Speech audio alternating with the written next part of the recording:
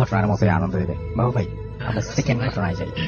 ওকে রাসেল ভাই, এই যে কাহিনীটা বলবো এটা হচ্ছে রণবীর দার ঘটনা। ওনাদের ঢাকা শহরে খুব একটা মানে অভিজাত এলাকায় একটা বাড়ি ছিল আর কি। আচ্ছা, বেশ বড় জায়গায়, 1 বিঘা জায়গার উপর বাড়িটা ছিল। এন্ড ওনারা ওই বাড়িটা থাকতেন দেশে, আমাদের দেশে যখন নাকি লিবারেশন ওয়ার হয় তার আগে, যখন নাকি মানে বেশ অস্থিতিশীল অবস্থা, যেহেতু ওনাদের ব্যবসা বাণিজ্য বিদেশে ছিল আর ওনার বয়স ছিল তখন কম আর কি, লাইক 12-13 কৈশোরে ছিলেন উনি। ওনার বাবাও এইসব সমস্যা দেখে ওনাদেরকে বিদেশে নিয়ে গেছে, ইংল্যান্ডে নিয়ে গিয়েছিলেন। তো উনি ইংল্যান্ডে থাকেন, অনেক বছর ছিল ওখানে, এবং ওখানে থাকার পরে একটা সময় উনি ব্যাক করেন বাংলাদেশে। দ্যাট ওয়াজ উনি তখন বিয়ে করেছেন, উনি তখন অলরেডি বিয়ে করে ফেলেছেন। ওনার ওয়াইফকে নিয়ে উনি আসেন বাংলাদেশে, এবং ওনার ফ্যামিলি মেম্বাররাও ছিলেন সাথে আর কি, ওনার সবাই মিলে ব্যাক করেছেন। তো এসে ওনাদের খুব শখ হয় ওনাদের বনানীর বাসাটাই উঠে। এর মধ্যে বেশ কিছুটা সময় তো পেরিয়ে গেছে, বাসাটা আপনার খালি ছিল, এবং ওনারা শুনতে পায় যে মুক্তিযুদ্ধের সময় কিছু মানুষ ওখানে আশ্রয় নিয়েছিল, এবং পরবর্তীতে পাক সেনারা বাসাটা এসে আপনার ওটা বাসাটাকে দখল করে, ওনাদেরকে মেরে টেরে, এবং বাসা দখল মানে ওটা তাদের একটা ক্যাম্পের মতো করে নেয়, এবং ওখানে ওরা কনসেন্ট্রেশন করে। ওখানে খুবই একটা বাজে সিচুয়েশন ছিল বাসাটার। যাই হোক, কারণ যখন ওনারা মানে ইনস্ট্রাকশন দেয় ওনাদের কেয়ারটেকারদের যে বাসা সব ঠিক করতে, বাসাটা যখন নাকি পরবর্তীতে পায়, মানে ফার্স্ট যেটা রিকভার করে ওনারা, তখন বাসার মধ্যে যেটা পেয়েছিল যে ওনাদের যে বাসার ভেতরে প্রচুর পরিমাণে মানে লাশ, প্রথম মানে কঙ্কাল টঙ্কাল টাইপের হাড্ডি টাড্ডি, এবং ওই কিচেনে নাকি পেয়েছিল আপনার একটা কঙ্কাল, সেটা বসানো অবস্থায় ছিল। আচ্ছা, মানে এই ধরনের একটা হরিফিক অবস্থা ওই বাসার ছিল। সেখান থেকে তারা রিকভার করে বাড়িটাকে ক্লিন করে পরিষ্কার করে নতুন করে রং করে বাসাটাকে রেখে দিয়েছিল, যেখানে এর মধ্যে আর কেউ থাকেনি।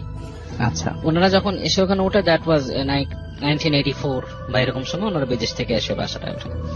তো বাসা বন্ধই ছিল, যদিও তারা মানে বাসা পরিষ্কার করতো, ঝাড়তো, পরিষ্কার করতো। তো যখন এসে ওনারা উঠে বাসাটায়, তখন বলেছে যে ওনারা যখন ঢোকে তখনই নাকি বেশ থমথমে একটা বাসাটার মধ্যে পরিবেশ। বলে যে বাসাটা আমি ছোটকালে যা দেখছি খুব প্রাণবন্ত ছিল। ওনারা সাইকেল চালাতো লনের পাশে, হ্যাঁ, ছোট সাইকেল নিয়ে চালাতো। বলে যে অন্যরকম একটা পরিবেশ ছিল, হাসি খুশি বাসা, মনে হতো যে বাসাটা কথা বলছে এরকম। বাট যখন উনি ফিরে আসে ওই বাসায়, তখন দেখে মনে হচ্ছে বাসাটা থমথমে, মানে বাসাটাকে পরিবেশ, মানে সত্যি কথা বলতে রাসেল ভাই, এটা আমি নিজেও ফিল করেছি।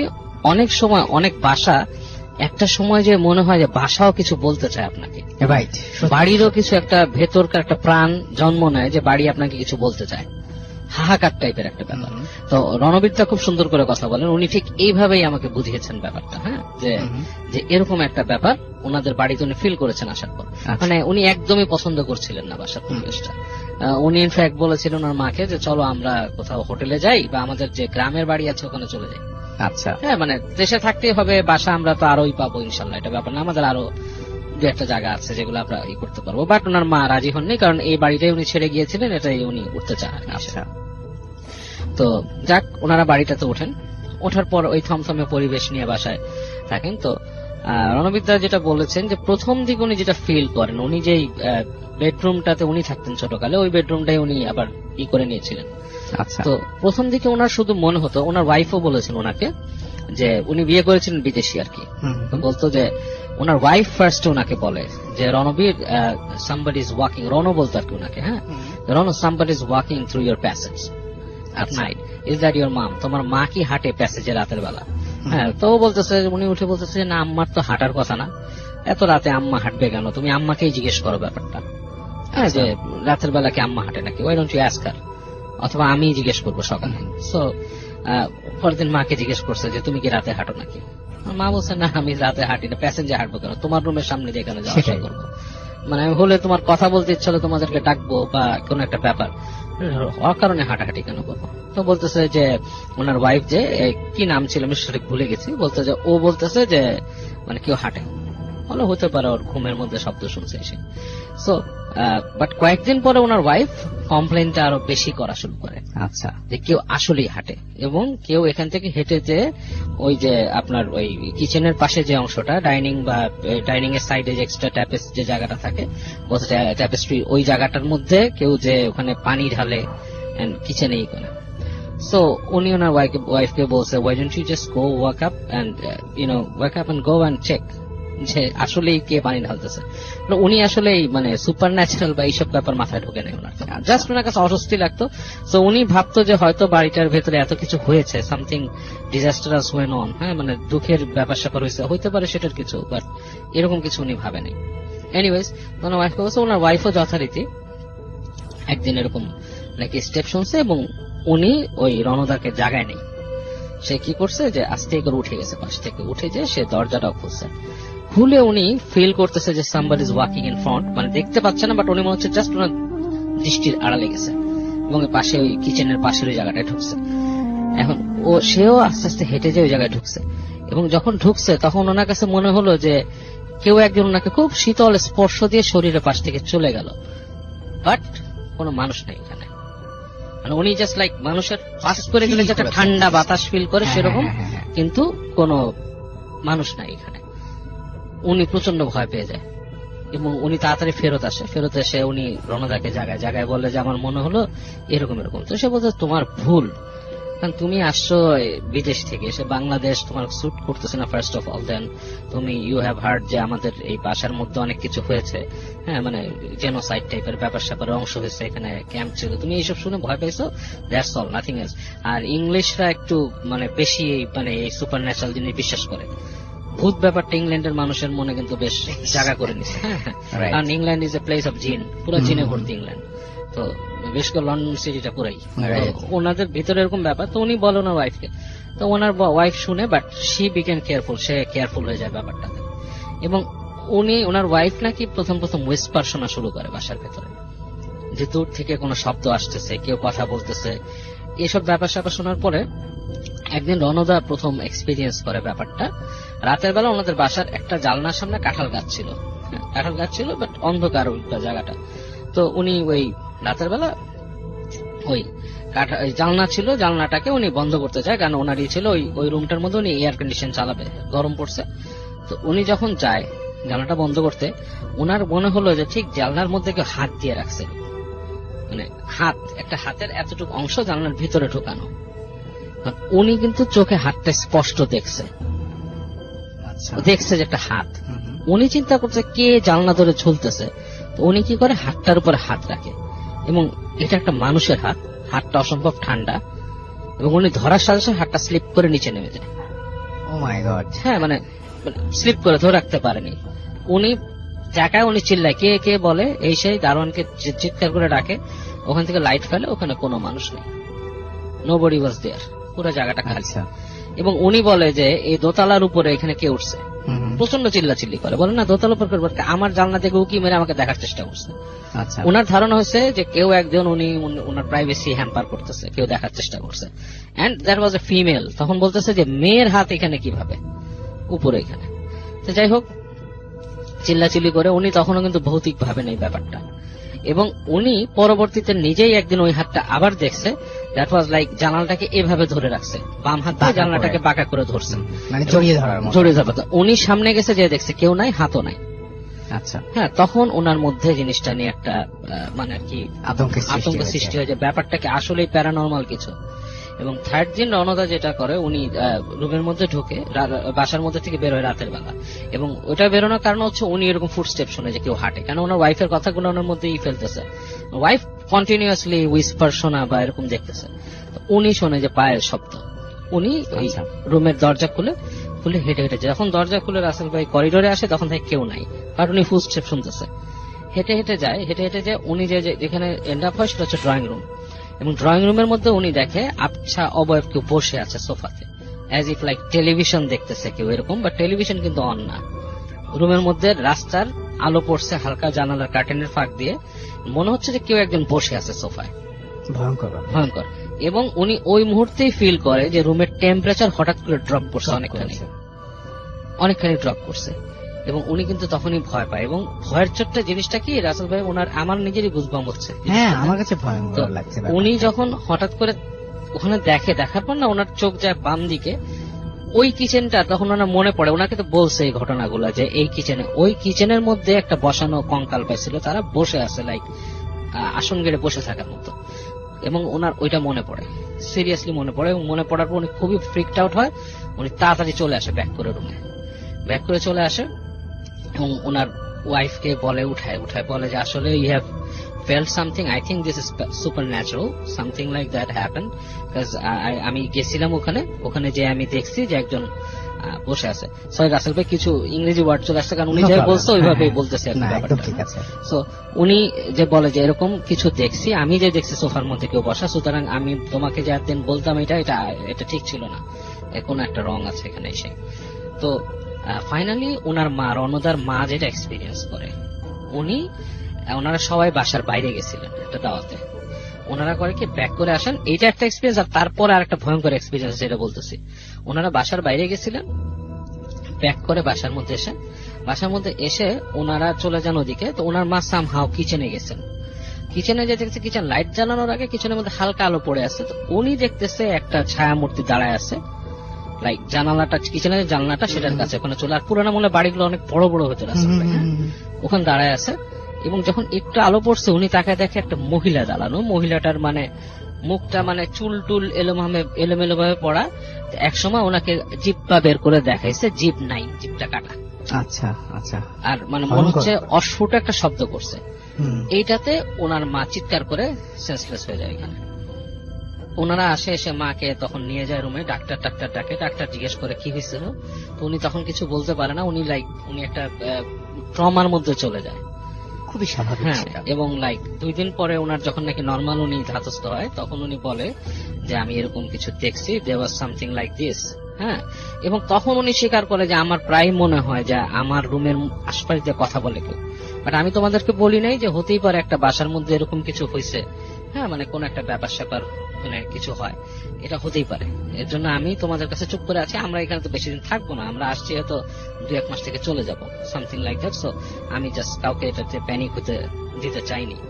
যেটা হয়, ওনাদের বাসাতে একটা বুয়া থাকে, বুয়া ছিল, এবং বুয়া সেগুলো গ্রাম থেকে একটা কাজের মেয়ে নিয়ে আসছিল নতুন ওনাদের কাজ করার জন্য। এই মেয়েটা একদিন রাতের বেলা বসে আছে, ওনারা তখন বিটিভির অনুষ্ঠান হতো, বিটিভি ক্লোজ হবে এই সময়। সো বিটিভির অনুষ্ঠান যখন ক্লোজ হয়ে যাবে, তার একটু আগে সে হঠাৎ করে গলা মোটা করে কথা বলা শুরু করে। আচ্ছা। হ্যাঁ, মানে খুব বাজে গালি দিয়ে, মানে রণদার মাকে সবাই, যেটা একদম অসম্ভব ব্যাপার, একদম গালি দিয়ে। এবং সে এই কথার মধ্যে সে ইংরেজি ভাষায় কথা বলে, যেটা আরো মানে অ্যাবসার্ড। এবং আমার কিন্তু বুঝবো রাসেল ভাই, ইংরেজি ভাষা এবং সে উর্দু ভাষায় কথা বলে। আচ্ছা। এবং ওদেরকে বলতে থাকে নিকাল যাও এরকম কথা। এরকম টাইমে আপনার হঠাৎ করে যে কোরআন তেলাওয়াত দেয় না টিভিতে, কোরআন তেলাওয়াত হয়, এটাতে সাথে সাথে মেয়েটা ফেইন্ট হয়ে পড়ে যায়, মধ্যে ফেনা উঠে তাদের, ভয়ঙ্কর ব্যাপার। এবং ওনারা হচ্ছে সনাতন ধর্মাবলম্বী মধ্যে আসছে না, এনিওয়েজ ধর্মাবলম্বী। ওনারা আসলে ওই সময় আসলে ব্যাপারটা করতে পারেনি, অ্যাবজর্ব করতে পারে নাই। ওনারা কথা বলে কাকে যে হেল্পটা পাবে বা সামথিং লাইক দ্যাট। তখন ওনাদের মধ্যে ওনার দারোয়ান বলে যে আমরা মসজিদের হুজুর আনতে পারি মেয়েটাকে দেখার জন্য, আপনারা যদি পারমিট দেন। ওই মেয়েটা পুরো অ্যাবনর্মাল হয়ে গেছিল, কাজের মেয়ে। সে হঠাৎ রাগ করে উঠতো, তাকে নিয়ে সার্ভেন্ট কোয়ার্টারে বেঁধে রাখা হয়, এবং তাকে নিয়ে তারপর হুজুর এনে কথা বলানো হয়। হুজুরের কাছে নাকি স্বীকার করে যে সে একটা, মানে সে ফার্স্টে বলে সে একটা আত্মা, এখানে সে মানে বিভিন্ন টর্চারের মধ্যে, কিন্তু সে পাকিস্তানি আত্মা, সে করছে অনেক কিছু আর কি। বাট হুজুর পরে ফাইন্ড আউট করে এটা একটা জিন। আপনি যেটা সবসময় হুজুর পরে ফাইন্ড আউট করে জিন, বলে যে এখানে তাকে পজেস করছে এবং তারা পছন্দ করতেছে না তোমরা যে এখানে আসছো। এখানে অনেকগুলো জিন আছে, অনেক কিছু এখানে হয়েছে, এবং এই ধরনের ইনসিডেন্ট গুলো যেখানে হয় সেখানে এই ধরনের জিনিস খুব বেশি চলাফেরা করে। তো তোমাদের বাড়ি আমি বন্ধ করে দিতে পারি, বাট বন্ধ করার পূর্ব শর্ত হচ্ছে যে সেই জায়গাতে ধর্মীয় চর্চা হইতে হবে। হ্যাঁ, তো এখন মানে আমার ওয়েতে যদি চর্চা না হয় আমি কিছু এনশিওর করতে পারবো না, পবিত্রতা রক্ষা করতে হবে। আপনারা যেই ধর্মেরই হন, আপনারা সেই প্র্যাকটিস গুলো করেন এখানে। আচ্ছা, হ্যাঁ, মানে ইটস আপ টু ইউ। মানে আপনারা যেভাবেই সৃষ্টিকর্তাকে স্মরণ করেন সেটা সঠিকভাবে করা শুরু করেন। আর আপনাদের এখন এটাই তো, আমি এর থেকে আর কিছু বলতে পারি না, কারণ জিনিসটা টোটালি অদৃশ্য, আপনারা ফিল করতেছেন, কিন্তু এটা তো সঠিক ব্যাখ্যা আপনার। ওই সময়কার আলিমরা কিন্তু অনেক অন্যরকম ছিল রাসেল, ওনাদেরকে এটাই বুঝান যে এটা আপনারা কিন্তু কাউকে এক্সপ্লেন করতে পারবেন না, কেউ এসে আপনাকে সমাধান দিতে পারবেন না, সমাধান আপনার কাছে। তখন ওনারা বলেন যে আসলে আমরা তো যতটুকু পারি করি, বাট হুজুরকে রিকোয়েস্ট করেন যে আপনি একটু করে দিয়েছেন। তো হুজুর ওনার মতো বাড়িটা বন্ধ করে দেন। তো ওনারা যে কয়দিন ছিলেন তখনও নাকি বাসার বাইরে অনেক উল্টাপাল্টা হতো, ওনাদেরকে বলে দিয়েছিলেন ছাদে যেতে না, নোংরা কিছু না রাখতে বাসায়, হ্যাঁ মানে এমন কিছু গর্হিত কাজ না করতে বাসার ভেতরে যেটাতে কোন রকম পবিত্রতা নষ্ট হয়। মানুষ কিন্তু নিজের অজান্তে অনেক গর্হিত কাজ করে ফেলে, হ্যাঁ যেমন ড্রিঙ্কস করে, এটা ওটা অনেক কিছু বলছে, এরকম কিছু করবেন না যেটাতে পবিত্রতা মানে এইটাই কুফর হয়ে যাবে তখন। আচ্ছা, আমি একটা ভালো জিনিসের জন্য কাজ করলাম, সেখানে আপনি এমন কিছু করবেন যেটা নাকি কুফর হয়ে যাবে, নিষেধ করে। তো ওনারা যে কয়দিন ছিলেন ওই বাসা, ওনারা এমনি একটু মানুষ হিসাবে ভালো, উল্টাপাল্টা কিছু করতেন না। ওনার থাকার পর আস্তে ধীরে ওনারা চলে যান। তো পরবর্তীতে উনি অনেক বছর পর আবার বাংলাদেশে ব্যাক করছেন, উনি এখন আছেন, ব্যবসা করেন বাংলাদেশে, এই আর কি। Thank you so much. চলে যাচ্ছি আমাদের পরবর্তী অতিথির কাছে। আপনার নামটা প্লিজ একটু বলবেন, কোথা থেকে এসেছেন, তারপর আপনার ঘটনা শুনবো। Okay, first of all thank you Russell ভাই। আমি সাকিব, আমি খিলখিত নিকুঞ্জ ট্যুর থেকে আসছি। এর আগে কোন এপিসোডে আমি আমার বাসা নিয়ে একটা ঘটনা বলছিলাম। তো ঘটনাটা তখন এরকম ছিল যে আমরা কোনো কিছু ফিল করতে পারি যে ওয়াশরুমে কেউ যাচ্ছে, বা ওয়াশরুমটা আমরা গেলে ওয়াশরুমটা অনেক গরম পাচ্ছি, মানে কেউ ইউজ করে আসছে, এরকম পাইতাম। মনে হচ্ছিল যে কেউ একজন ওয়াশরুম ইউজ করে সরাসরি সে বেডের মধ্যে ঘুমায় পড়ছে, এই টাইপের। বাট রোজার মাসে যেটা হয়েছে যে আমার ফ্রেন্ডরা হচ্ছে 12 তারিখের মধ্যে চলে যায়, যার যার ডিস্ট্রিক্টরা চলে যায় ঈদ করার জন্য। তো আমার অফিসিয়াল ইম্পর্টেন্ট কিছু কাজের জন্য আমাকে এবার ঢাকা ঈদ করতে হয়েছে আর কি। তো আমি 13 তারিখের পর থেকে যেটা ফিল করি যে আমরা কি ফিল করতাম যে কেউ একজন আসতেছে, ডিরেক্ট হয়ে যাচ্ছে, কাউকে কোনো ডিস্টার্ব করতো না। তো আমি 14 তারিখ নাইটে যা দেখি যে আমার রুমটাতে প্রচুর সাউন্ড হচ্ছে, তো সাউন্ডে আমার ঘুম ভেঙে যায়। তো ঘুম ভাঙার পর আমি যেটা দেখি একটা ফেস, যে ফেসটা হচ্ছে এরকম ছিল, খুব ফ্যাকাশি টাইপের একটা ফেস, বাট এটা আমার দিকে করুণ দৃশ্যে তাকিয়ে আছে। আমি প্রচন্ড রকম ভয় পাই। তো ভয় পাওয়ার পরে হচ্ছে লাইট অন করে দিই রুমের। তো তারপরে কিছুক্ষণ একাই বসে থাকি, বসে থাকার পর হচ্ছে আমি একটু হাঁটাহাঁটি করি। তো সিঁড়ি পর্যন্ত ওয়েট করতেছিলাম। তো সিঁড়ি করে আমি আর ঘুমাই না ঘুমাই বসে ছিলাম ইয়ার পর্যন্ত। তারপর যখন আলো ফোটে বাহিরে, তারপর আমি বাইরে একটু হাঁটতে যাই। তো রাসেল ভাই তারপর হচ্ছে যে এইভাবে চলছে যে বিভিন্ন সাউন্ড, কিচেনের সাউন্ড শুনতে পাচ্ছিলাম, প্রচন্ড একা একাই ভয় পাচ্ছি, কারণ হচ্ছে বাসায় আমি একা ছিলাম, এই জন্য খুবই ভয় পাচ্ছিলাম। তারপর একটা আমার ছোট ভাই, ওর বাসা হচ্ছে কুমিল্লাতে, তা ও বলে যে ভাই ঢাকায় কেন ঈদ করবেন, আপনি চাইলে কুমিল্লা থেকে ঈদের পরের দিনও ঢাকায় ব্যাক করতে পারবেন। আমি ওদের কুমিল্লায় চলে যাই ঈদ করার জন্য। তো ঈদের হচ্ছে চাঁদ রাতের দিনে যেটা হয় যে আমি একটু শুয়ে পড়ি, শুয়ে পড়ার পর হচ্ছে আমার হঠাৎ করে ঘুম ভেঙে যায় আর কি। তো ঘুম ভেঙে যায়, স্বপ্নে ওই ফেসটা দেখতে পাচ্ছি, যেটা হচ্ছে খুবই ফ্যাকাশি টাইপের একটা ফেস আমার দিকে তাকিয়ে আছে। তো ওঠার পর ও বলছে যে ভাই ওয়াশরুমে যাবেন নাকি, না বললাম আমি পানি খাবো। তো পানি খেয়ে আমি আবার শুয়ে যাই আর কি। তো শোয়ার পর হচ্ছে সকালবেলা ঈদের নামাজ টামাজ পড়ি, কিন্তু আমার খুব অস্থির লাগতো আর কি, মানে কোথাও আমি মানে স্থির থাকতে পারছি না, মানে কেমন জানি কোথাও মনে হচ্ছে যে রুমে আসি মানে অস্থির লাগছে, বাইরে গেলে ভালো লাগবে, বাইরে গেলাম দেখা যাচ্ছে বাইরেও অস্থির লাগতেছে, মানে সব কেমন জানি একটা ফিল করতেছি আমি। তো তারপর আমি ঈদের পরের দিনে আমার ও জায়গাও ভালো লাগতেছে না, তারপর ঈদের পরের দিন ঢাকায় ব্যাক করি আমি। তো আবার সেই অদ্ভুত সেই ভয়ঙ্কর বাসায় আমাকে থাকতে হবে একাই। তো আবার আমি বাসায় থাকা শুরু করলাম। তো তারপর ঈদের 3য় দিন আমি বাসা থেকে আম্মু ফোন দিল যে তুমি তো ঈদে আসলা না, তো আসো। পরে আমি আমার এমডি কে বলি যে স্যার আমার তো খুবই খারাপ লাগছে, শিখ হয়ে যাচ্ছি, আর আমার মানে খাওয়ার রুচি খাইতে পারছি না, আমি সবসময় আতঙ্কে থাকি যে কখন এই ফেসটা আমি দেখবো, এরকম আর কি। তারপর আম্মু বললো বাসায় চলে আসো। পরে বাসায় যাই। তো বাসায় যাওয়ার পর দেখা যায় যে আমি না থাকলে আমার রুমটা অলওয়েজ লক থাকে আর কি। আমি তো সেই দিন রাতে ডিনার কমপ্লিট করে আমি ঘুমাই পড়ি। তো 12:30টার দিকে আমি আবার ওই ফেসটা দেখতে পাচ্ছি, মানে যে ফেসটা আমার খুবই একটা অদ্ভুত একটা ফেস, যেটা হচ্ছে ওই দিন যেটা আমি আগে যেরকম দেখতাম যে অদ্ভুত দৃষ্টি তাকিয়ে আছে, বাট সেই দিন হচ্ছে আমার রুমটা পুরাটা একটা আমার ধোঁয়াশি টাইপের হয়ে গেছে, আর ওটা আমার দিকে দেখে হাসছে, যে হাসিটা খুবই একটা মানে উইয়ার্ড ছিল, যেটা আমাকে খুবই ভয় পাইয়ে দিয়েছে। আমি পরে চিল্লাচিল্লি শুরু করি, পরে আম্মু এসে, তো তারপর আমি সেন্সলেস হয়ে যাই। পরে সেন্স আসার পর দেখি যে পাশে অনেক লোকজন। তো তারপর আমাদের পার্শ্ববর্তী হুজুর ছিল মসজিদের, তো উনি আসার পর যেটা বলে যে ওকে কোনো একটা কিছু প্রজেস করছে খারাপ আত্মা। তারপর আমি আগের ঘটনাগুলো ওনাকে বলি, তো বলার পর উনি আমাকে তাবিজ দেয়। তো দেওয়ার পর হচ্ছে বলে যে এটা তোমার গলায় বা হাতে দেওয়ার কোনো দরকার নেই, বাট তোমার যে রুমে প্রবলেম হচ্ছে ওই রুমের কোনো এক কোনায় রেখে দিবা। তো রাসেল ভাই আমি আমার রুমে রেখে দিচ্ছি, তাবিজটা এখনো আছে। তো তারপর থেকে মোটামুটি এখন সব এনভায়রনমেন্টটা এখন ওকে। Thank you. অনেক ধন্যবাদ আপনাকে আপনার ঘটনার জন্য। আমরা চলে যাব আমাদের পরবর্তী অতিথির কাছে। আপনার নামটা প্লিজ একটু বলবেন, কোথা থেকে এসেছেন, তারপরে আপনার ঘটনা শুনবো। Thank you very much Russel ভাই। আমি Abir Hossain Jony, ghost hunter investigators. আমি আমার ঘটনাতে যাচ্ছি। চাঁদপুরে আমরা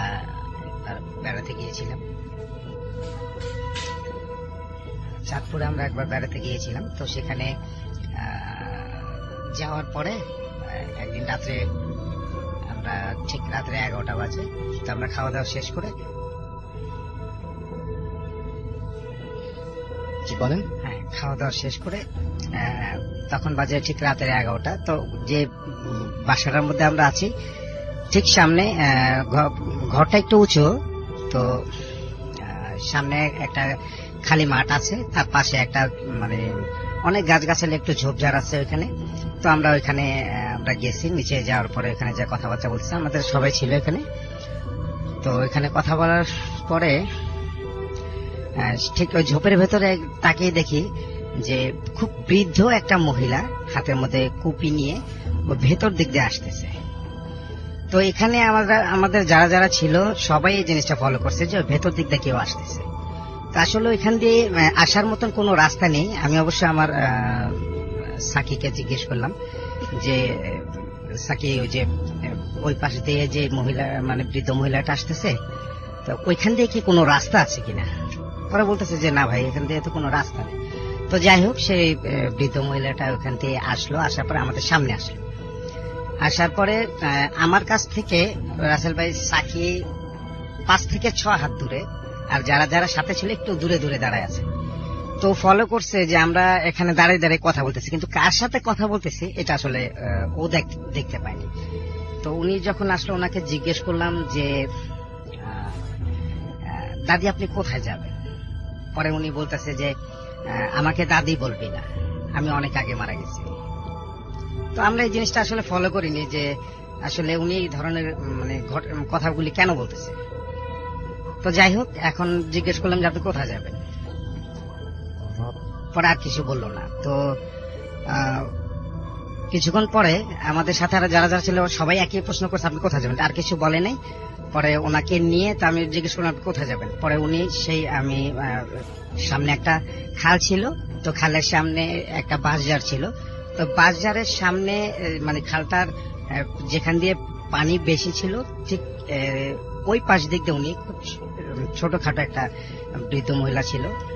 তো উনি যখন ওই বাঁশঝাড়ের ওখান দিয়ে যেতে যাচ্ছে, তো ওইখানে পানিটা ছিল অনেক প্রচুর, হাঁটু সমান পানি হয়ে যায়। তো তার পাশ থেকে যদি যায় তাহলে মানে অনেক কম পানি হয়। তো উনি ওইখান দিয়ে না যেয়ে সেই বাঁশঝাড়ের ওই পাশ দিক দিয়ে এত পানির মধ্যে দিয়ে উনি নেমে ওই পাশে চলে গেছে। তো আমরা টর্চ লাইট ধরে ধরে ওনাকে আগে দিয়ে আসলাম। তো উনি ওই পারে যাওয়ার পর আমার সাথে যারা ছিল ওরা বলতেছে যে ভাই ওই পারে জানি 2টা বাচ্চা হাসতেছে। তো আমি বললাম যে কি ব্যাপার, ওই পাশে বাচ্চা করতে আসবে, আমি তো কিছুই দেখতে পারতেছি না। তো বলতেছে যে ভাই আপনি একটু ভালো করে ফলো করেন।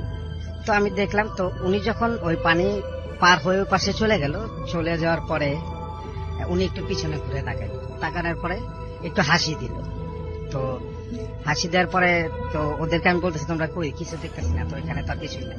পরে ভাই আপনি একটু ভালো করে ফলো করেন। আমি বলি যে ঠিক আছে, এখানে আর বেশিক্ষণ লেট করার দরকার নেই, তো আমরা সামনে চলে যাই। তো এখান থেকে আসা ওইখানে ওনাকে পার করে দিয়ে আসার পরে সামনে আসলাম। আমি কি সাকিকে জিজ্ঞেস করতেছি, সাকি যে আমি যে এখানে দাঁড়া যে একটা বৃদ্ধ মহিলার সাথে কথা বলতেছিলাম, হাতে কুপি ছিল, তো তাকে কি তুমি দেখছো কিনা? পরে বলে যে না, আমি তো ভাইয়ের আপনি কথা বলতেছিলেন, কিন্তু আমি তো কাউকে দেখি নাই, এখানে কোনো বৃদ্ধ মহিলা বা এরকম কোনো কিছু ছিল না, আমি তো আপনাদের কাছ থেকে বেশি একটা দূরে না। পরে আমি বলি কি বলে এটা? তো এই আমাদের সাথে যারা যারা ছিল সবাই ভয় পেয়ে গেছে যে আসলে সাকিব ভাই কিছুই আপনি দেখেন নাই? বলেন আমি তো কিছুই দেখি না, আমি তো বেশি একটা দূরে না, হাতে 5 থেকে 6 হাত দূরে। তো এই জিনিসটা নিয়ে সবার ভিতরে একটু ভয় আইসা পড়লো যে আসলে কি হইলো। পরে রাত্রেবেলা সব মানে কেউ রাতেবেলা ঘুমাইতে পারে নাই। তারপরের দিন সকালবেলা রাসেল ভাই এই ব্যাপারটা নিয়ে আমরা অনেক কথাবার্তা বললাম। এই বৃদ্ধ মহিলাটা কোন বাড়িতে থাকে সেই জায়গাটাও খোঁজ করলাম, কিন্তু ওনাকে আর খুঁজে পাওয়া যায় নাই। তো এরকম অনেককে জিজ্ঞেস করছি যে এরকম কোন বৃদ্ধ মহিলা কি এখানে থাকে? পরে বললো যে না, এখানে এই ধরনের কোনো মানুষ তো থাকে না। ওকে, আর রাসেল ভাই আমার ঘটনাটা এই পর্যন্ত। Thank you so much. আসসালামু আলাইকুম রাসেল ভাই, আমি সোহাগ আকন। আমি ঢাকাতেই থাকি, একটা প্রাইভেট টিভি স্টেশনে কাজ করি। স্টুডিওতে এসে ঘটনা শেয়ার করা সম্ভব না, তাই রেকর্ড করে পাঠালাম। যদি ঘটনা পছন্দ হয় তো প্লে করে শোনাবেন। তো ঘটনা হচ্ছে, আমি 2007 থেকে 9 পর্যন্ত কুয়ালালামপুরে ছিলাম, মালয়েশিয়াতে। ওইখানে কুয়ালালামপুরে থাকা অবস্থায় আমি একটা কোম্পানির সুপারভাইজার ছিলাম। তো 65 ফ্লোর বিল্ডিং আছে কুয়ালালামপুরে, শহরের কাছেই একদম। ওই ভবনের 48 তলাতে আমাদের একটা সাইট চলছিল, মানে একটা কাজ চলছিল ওখানে। আমি ওখানে ডিউটিতে ছিলাম। তখন ওই কাজ করা অবস্থায় আমার লাঞ্চ টাইমে, যেমন আমরা লাঞ্চ করে সবাই একসাথেই, অন্যান্য যারা কাজ করতে হয় সবাই লাঞ্চ করে আমরা 1 ঘন্টা রেস্ট নিতাম। তো রেস্ট করা অবস্থায় স্বপ্নের মধ্যে, আমি ওই রেস্ট করার মধ্যে একটু ঘুম এসে যেত। ওই ঘুমের মধ্যে আমি প্রায় স্বপ্নে দেখতাম অদ্ভুত প্রাণী, একদম অদ্ভুত রকমের একটা প্রাণী আমার উড়ে এসে বুকের উপরে বসতো। বসার পরে আমার একটা দাঁত, আমার এই সামনের একটা দাঁতকে ও মানে ওর ঠোঁট দিয়ে মানে খুঁচে বা বলেন কামড়িয়ে বলেন, যেভাবে হোক ওটা খেয়ে ফেলা বা ওটা উঠে নেওয়ার চেষ্টা করতো সবসময়। এরকম অনেকদিন আমি মানে স্বপ্নে এই জিনিসটা দেখে আমি খুব মানে হয়ে জেগে উঠতাম। জেগে উঠে খুব হয়ে যেতাম, ইতস্তত হয়ে যেতাম যে কি হলো, কি ব্যাপার, কি সব দেখলাম, কিভাবে কি। তো রাসেল ভাই, ঘটনাটা হচ্ছে জাস্ট এর কিছুদিন পরে ওখানে কাজ শেষ হয়ে যায় আমার। আমি বাইরে একটা অন্য কাজে ছিলাম। কাজের মধ্যে আমার চট করে যে দাঁতটা ওখান থেকে অ্যাক্সিডেন্টলি মানে উঠে যায় গোড়া থেকে, ওখান থেকে মানে দাঁতটা উঠে যায় আর কি। আমি স্বপ্নের সাথে আমার এই জিনিসটার আমি আসলে মানে কোনো ব্যাখ্যা পাচ্ছিলাম না, তাই ঘটনাটা মনে হলো যে আপনাদের সাথে শেয়ার করলাম। যদি ভালো লাগে প্লে করে শোনাবেন, কৃতজ্ঞ থাকবো। ধন্যবাদ সবাইকে। চলে যাচ্ছি আমাদের পরবর্তী অতিথির কাছে। আপনার নামটা বলবেন, কোথা থেকে এসেছেন, তারপর আপনার কথা শুনবো আমরা। ধন্যবাদ রাসেল ভাই। হ্যালো লিসেনার্স, আমি রায়হান আহমেদ রাকিব। আমি কদমতলী থানার অন্তর্গত মিরাজনগর এরিয়া থেকে এসেছি। তো আমার ঘটনা আজকেই ঘটেছে। আজকে সকালে আমরা কিছু ফ্রেন্ড মিলে এবং কিছু অনেক বড় ভাই মিলে আমরা একটা জায়গায় ঘুরতে যাই।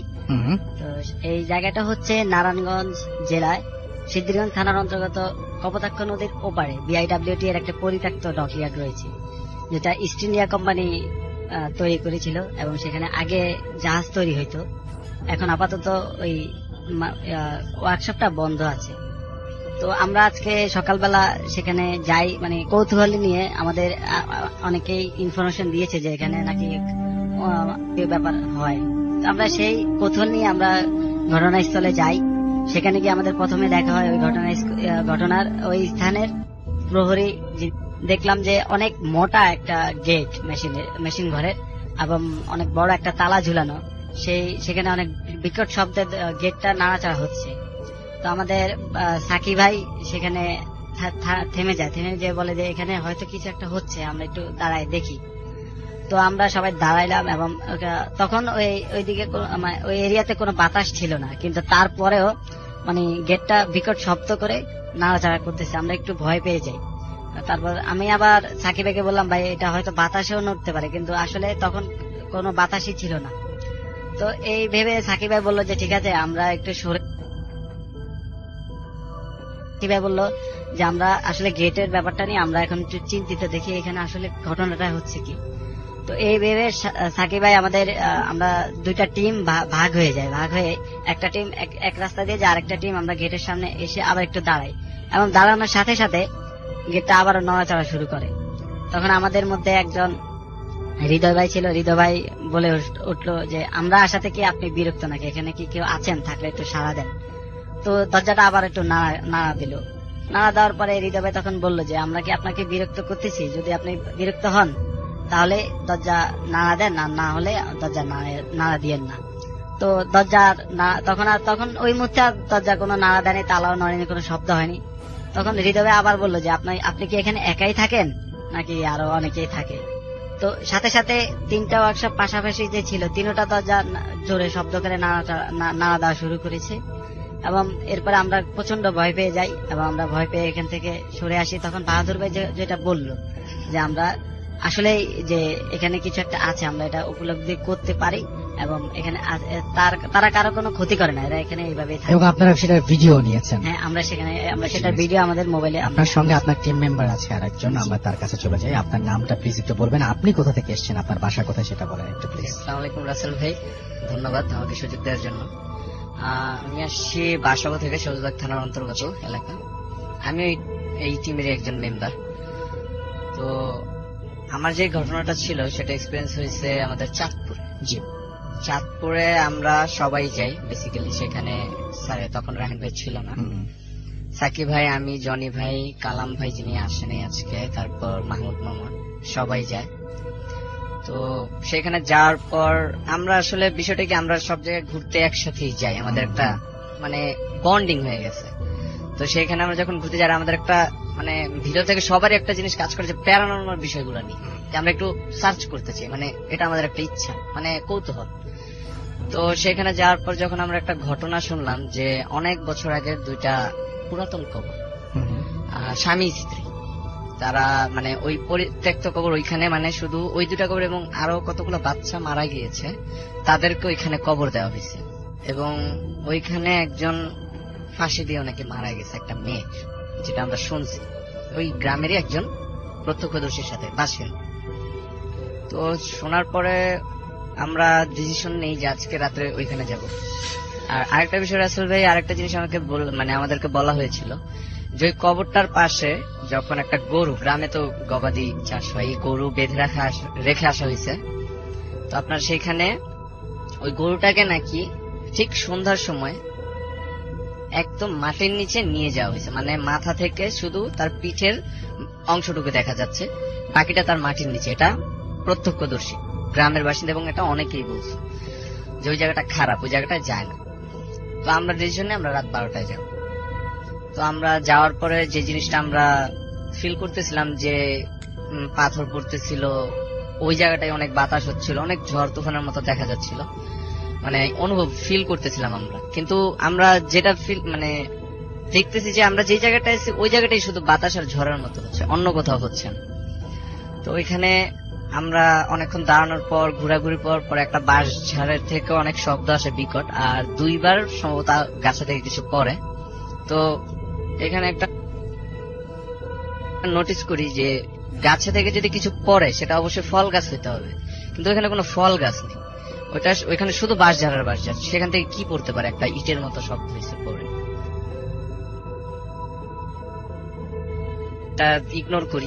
ইগনোর করে আমরা চিন্তা করি যে আমরা যেহেতু এখানে 6-7 জন আছি, হয়তো আমাদের সামনে কিছু ফেস হচ্ছে না। তো আমরা চিন্তা করি কিছু দিক থাকবো। তো যে ঘটনাটা ঘটে সেটা হচ্ছে আমি, সাকিব ভাই আর কমল ভাই ছিল। তো সেখানে হয়েছে আমরা কবরের পাশে যেইখানে গরুটাকে মাটি সাথে সাথে লাফ দিয়ে ধরি। তো ধরে ওনাকে আমি অনেকটা দেখা গেছে 3-4 সেকেন্ডের একটা ওনার সাথে আমার টানা হেঁচড়া হয়, যেই টানতেছিল। তো যাক, শেষ পর্যন্ত ওনাকে আমরা রাখতে পেরে দেখি উনি উঠেই অনবরত বমি করতেছে। আমরা মাথায় পানি দিচ্ছি, দোয়া দুরুদ যা জানি, আল্লাহর কালাম যা জানি সবগুলো করতেছি, ফু দিচ্ছি, নিজেকেও সান্ত্বনা দিচ্ছি, নিজেরও কন্ট্রোল করার চেষ্টা করতেছি। তো ওই অবস্থায় দেখলাম ওনার যে হাতটা ধরে টান দিছে, সেই হাতের কিছু অংশের শার্ট, উনি যে শার্টটা পরা ছিল সেটা ছিঁড়ে নিয়ে গেছে, মানে টানটা এমনই দিয়েছে। তো এটা দেখে আমরা অনেক অবাক হই। সেখানে আমরা শার্টটা সাথে সাথে পরায় ফেলি, কারণ আমরা চাই না কোনো অশরীরিক কোনো কিছু, বা দেখা গেছে জিন যে জিনিসটা, এটা মানুষ যতই বলুক পেতনি, ভূত, আত্মা, প্রেতাত্মা, এগুলা জিনদেরই এক নাম। যেমন ইফরিত জিন হচ্ছে আপনার খারাপ জিনদের মধ্যে সবচেয়ে শক্তিশালী জিন, এটার উপরে কোনো শক্তিশালী জিন হয় না, ওর নাম হচ্ছে ইফরিত। তো এগুলোরই এক একটা নাম দেয়। তো সাডেন যখন ওনাকে আমি ধরে রাখছি যে ওনাকে যেন আর কোনো ক্ষতি না করতে পারে, তো সেই মোমেন্টও আরেকবার টান দেয়, এবং ওই টানটাও এত জোরালো ছিল যে আমাকে সহ ফেলে দেয়, মানে টান দিয়ে ফেলে দিয়ে চলে যায়। তো এই জিনিসটা যখন হচ্ছে তখন আমরা ডিসিশন নেই যে আমরা এখানে আর থাকবো না, আমরা যেটা বুঝে গিয়েছি। আমাদের অনেক ভয় করতেছিল সেই টাইমে, মানে আমরা কি করবো আমরা বুঝতে পারতেছিলাম না, পথ হারাও ফেলছিলাম। পর আমি সাকিব ভাই যেহেতু আমাদের সাথে ছিল, আমি বলছি ওই 4 জন যেখানেই আছে, 4 জন একসাথে আছে, আসতে পারবে, আমাদের সংখ্যাটা বেজন 3 জন, আমাদের প্রবলেমটা বেশি হইতেছে। আর ওদের যদি প্রবলেম হতো ওদের আওয়াজ আসতো, আমরা এখানে আওয়াজ করতেছি, ওরা হয়তো আওয়াজও শুনতেছে না। তো তো আমরা এখান থেকে যতটা পারি তাড়াতাড়ি চলে যাই। তো ওই চলে যাওয়া অবস্থায়ও আমাকে একবার টান দেয়, যেটা আমার ডান হাতে, ওনাকে আমি বাম হাত দিয়ে ওনার ডান হাত ধরে রাখছিলাম, আমার ডান হাত ধরে টান দেয়। এবং টানটা এরকমটা আমার ফিল ছিল যে একদম শীতল পরশ, মনে হয় যেন মাত্র ফ্রিজের মধ্যে কেউ 1 ঘন্টা ছিল, ওইখান থেকে হাতটা এসে আমাকে ধরলো, ধরে একটা টান দিল। টান দেওয়ার পর আমার হাতের সাথে 3টা আঙ্গুলের ছাপ বসে যায়, এই জায়গাটা 3টা আঙ্গুলের ছাপ বসে যায়। তো আমরা সাথে সাথে বের হয়ে ওইখান থেকে আর কি চলে আসি। এই ছিল আমার ঘটনা। ওকে, ধন্যবাদ আপনাকে, অনেক ধন্যবাদ। আমি ঘটনায় চলে যাচ্ছি। আপনার নামটা প্লিজ একটু বলবেন আরেকবার, আপনি তারপর আপনার ঘটনায় যাবেন। হ্যালো, আমি সাদ্দাম খন্দকার ফ্রম উত্তরা। জি রাসেল ভাই, আমি এখন যে স্টোরিটা বলতে চাচ্ছি এটা হচ্ছে আমার গ্রামের বাড়ি রাজবাড়ির বালিয়াকান্দিতে ঘটা একটি ঘটনা। ঘটনাটা শুভ এবং রাহুল কালেক্ট করে এনে দেয়। আসলে ঘটনাটা যার সঙ্গে ঘটেছিল তিনি কোনোভাবেই স্টোরিটা বলতে চায়নি। সো ঘটনাটা ঠিক এরকম ছিল, যার স্টোরি তার নামটা হচ্ছে হাফিজুল। তা ওনার কোন একটা টাইম মনে হয়েছে যে উনি এই আধ্যাত্মিক জিনিসগুলো নিয়ে একটু কাজ করবে। তো ঠিক সেরকম একজন শেখার জন্য সেরকম একজন মানুষকে বা হুজুর কবিরাজকে তিনি খুঁজে বের করেন। তো তিনি তার কাছে গিয়ে বলেন যে আমাকে একটু শেখান। তো তিনি কোনোভাবে রাজি হচ্ছিলেন না এবং তিনি বলছিলেন যে তুমি এগুলো শিখতে গেলে তোমার অনেক প্রবলেম হতে পারে। সো সে নাছোড় বান্দা, সে না শুনে মোটামুটি আসবেই না। মানে একটা রাত এমন হয়েছে যে এক রাত তিনি তার বাসার সামনে কাটিয়ে দিয়েছেন। এটা দেখে ওই কবিরাজটার মনে হয়েছিল যে না, ও হয়তো বা সত্যিই শিখতে খুব আগ্রহী। সো তাকে ট্রেন করা স্টার্ট করে এবং তিনি ফার্স্ট তাকে যেটা বলেন সেটা হচ্ছে যে কোনো একটা অবৈধ সন্তানের হাত, ডান হাত পূর্ণিমা অথবা আমাবস্যা রাতে 1 কোপে কেটে নিয়ে আসতে হবে, গভীর রাতে, মানে একটা বাচ্চার হাত, বাচ্চার হাতে। জি। সো সে সেরকম খুঁজতে খুঁজতে হঠাৎ ঠিক আমাবস্যা পূর্ণিমার একটি রাতে তিনি, পূর্ণিমার রাতের ঠিক 2 দিন আগে তিনি খবর পান যে একটা ক্ষেতের মধ্যে একটা শিশু এরকম আছে। তো তিনি গিয়ে একদিন রাত্রেবেলা গিয়ে তিনি হাতটা কেটে নিয়ে আসেন এবং নিয়ে হুজুরের কাছে যান। হুজুর বলেন যে এটা নিয়ে তুমি তোমার বাসার পারে, তুমি তোমার বাসার সামনে অথবা যে কোনো জায়গায় তুমি একটু গর্ত করে পুঁতে রাখো। সো সেটাই করা হয় এবং জি বলেন। সেটাই করা হয় এবং তিনি মানে যিনি ম্যাজিক করেন, ব্ল্যাক ম্যাজিক করেন বা যিনি ইয়ে করেন, সেই কবিরাজ বা যিনি আছেন তিনি এই কথা বলেন এবং আমরা মূল ঘটনায় চলে যাই প্লিজ। তিনি বলেন যে তিনি এক পূর্ণিমা রাতে বলেন যে এটা তুমি কোনো একটা নদী থেকে একদম উলঙ্গ হয়ে গিয়ে ধুয়ে নিয়ে আসবা, পরিষ্কার করে নিয়ে আসবা। তো সেটাই করা হয়। উনি যান এবং গিয়ে একটা শ্মশানের যে মানুষ মারা গেলে যে ছাই হয় সেটা দিয়ে তিনি ওই হাতটা পরিষ্কার করতে শুরু করেন।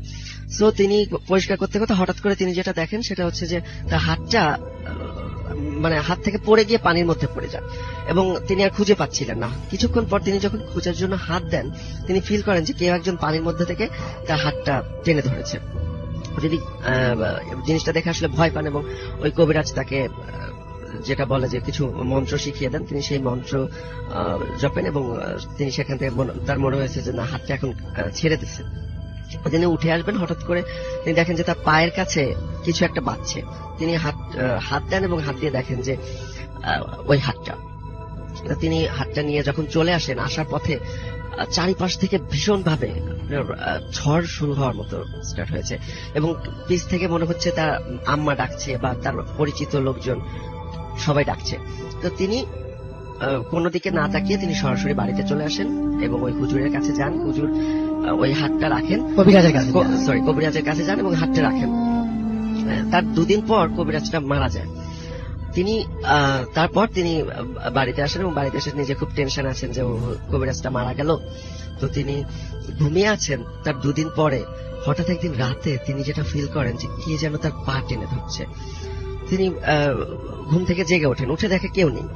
সেকেন্ড দিন সেম ঘটনা, মানে এত জোরে চেপে ধরেছে, তিনি মানে ব্যথায় ঘুম থেকে জেগে উঠেছেন এবং উঠে তিনি যেটা দেখেন যে একটা মানে 5টা আঙ্গুল রক্তমাখা তার পায়ের ছাপ বসে আছে, মানে আঙ্গুলের ছাপ রক্তমাখা ভাবে তার পায়ের উপর লেগে আছে।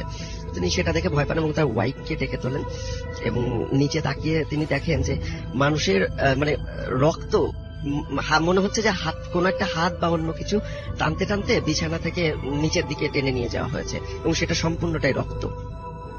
তো তিনি ভয় পান এবং তার ওয়াইফকে ব্যাপারটা জানাজানি, যখন সবার কাছে জানাজানি হয় তখন উনি আরেকজন হুজুরের কাছে যান এবং হুজুর তাকে পানি পড়া বা নানা রকম জিনিস দেন। তো তার অনুযায়ী এখন তিনি মোটামুটি সুস্থ। এই ছিল। ধন্যবাদ আপনাকে আপনার ঘটনার জন্য, এবং আমরা সৃষ্টির ঘটনাটা শুনে আসি। হ্যাঁ, ধন্যবাদ রাসেল ভাই। আমি হচ্ছে অনেক আগে ছোটবেলা থেকে, মানে 2010 থেকে মূলত ভূতের ফ্যামিলি এগুলো শুনে, আর তার আগে থেকে হরর সিনেমা গল্প টল্প পড়ি। তো আমার বাবার কাছ থেকে আমি একটা ঘটনা শুনেছিলাম, তার জীবনের একটা ঘটনা, এবং তার লেখা একটা বইয়ে তিনি লেখালেখি করেন, সেখানে সেটা গল্প আকারে তিনি প্রকাশ করেছিলেন। তো সেই ঘটনাটা আমি বলি। আমার বাবা, তিনি হচ্ছে ছাত্র জীবনে ছাত্র রাজনীতির সাথে জড়িত ছিলেন। তো ছাত্র রাজনীতির সাথে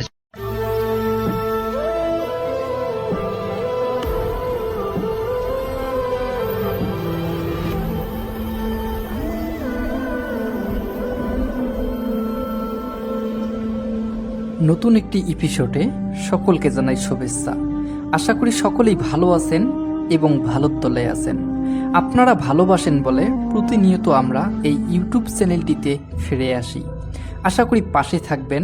তবে সরাসরি চলে যাব ঘটনার মধ্যে আমাদের প্রথম অতিথির কাছে। আশা করি ঘটনাটি ভালোই লাগবে। তো চলে যাচ্ছি আমাদের প্রথম অতিথির কাছে, সঙ্গেই থাকুন। নানা আমাকে শুনিয়েছে রিসেন্টলি, কিন্তু ঘটনাটা হচ্ছে আজ থেকে প্রায় 15 থেকে প্রায় 20 বছর আগের আর কি। হতে পারে সেটা 1900 বা 2000 এই সময়কার আর কি ঘটনা, একুরেট জানা নেই। তো ঘটনা বলি, আমার মামা আর কি, মানে ওনার ছেলে, আমার মামা একজন খুব ভালো ইলেকট্রিশিয়ান ছিলেন। তো ইলেকট্রিশিয়ান ছিলেন না, আজও আছেন ইলেকট্রিশিয়ান। উনি যেটা করছিলেন যে উনি শিক্ষাগত যোগ্যতা আসলে অত বেশি না থাকার দরুন উনি আসলে কারিগরি শিক্ষায় উনি আসলে বেশি উনি গিয়েছিলেন। তো সেই কারণে উনি ইলেকট্রিশিয়ানের ব্যাপারটা উনি শিখেছিলেন এবং পরবর্তীতে ভালো একজন ইলেকট্রিশিয়ান হয়ে গেছে। তো যাই হোক, উনি তারপর যেটা হয়েছে যে উনি গ্রামে থাকতেন সবসময়, এবং গ্রামে যেহেতু থাকতেন তো সেক্ষেত্রে গ্রামে ছোটখাটো বিভিন্ন ধরনের কাজ উনি করার সুযোগ পেতেন, এবং গ্রামে ছোটখাটো বিভিন্ন কাজ করতে করতে একসময় উনি গ্রামে খুব সুখ্যাতি অর্জন করে ফেলেন, এবং পরবর্তীতে গ্রামের বাজারেই উনি একটা নিজের দোকান দিয়ে বসেন। এবং সবচেয়ে বড় কথা হচ্ছে যে উনার এই ব্যাপারটাতে আসলে অনেকে লাভবান হয়েছে। উনি খুব ভালো কাজ করার দরুন কম টাকায় উনি খুব ভালো কাজ করে দিতেন, সে কারণে ওনার সুখ্যাতি ছড়িয়ে পড়েছিল। এবং উনি দেশের বিভিন্ন জায়গায় গিয়েও ছোট বড় বিভিন্ন শপিং মল, কমপ্লেক্স, অ্যাপার্টমেন্ট এগুলাতে বিভিন্ন ধরনের কাজ করে থাকেন আর কি, করছিলেন। তো ওনার ইনকামটা বেশ হচ্ছিল। রাখি আপনাকে যে উনি যে মানে বাজারে আসলে এই দোকান ছিল ওনার, ওই দোকানটার আরো আশেপাশে আরো 2-4টা মানে এরকম ইলেকট্রিশিয়ানদের দোকান ছিল। কিন্তু দুর্ভাগ্যবশত ওই ইলেকট্রিশিয়ানরা আমার মামার জন্য বেশি একটা ইনকাম করতে পারতেন না, কারণ আমার মানে সমস্যা যদি কারো হতো সবাই আসলে আমার মামার কাছে সমস্যা নিয়ে চলে আসতো, ওনাদের কাছে আর কেউ যেত না, ফলে ওনাদের ইনকামটাও দিন দিন কমতে থাকে। তো যেটা হলো যে আমার মামা খুব ভালো করে দিনকাল যাপন করছিলেন, ওনার খুব ভালো দিনকাল যাচ্ছিল।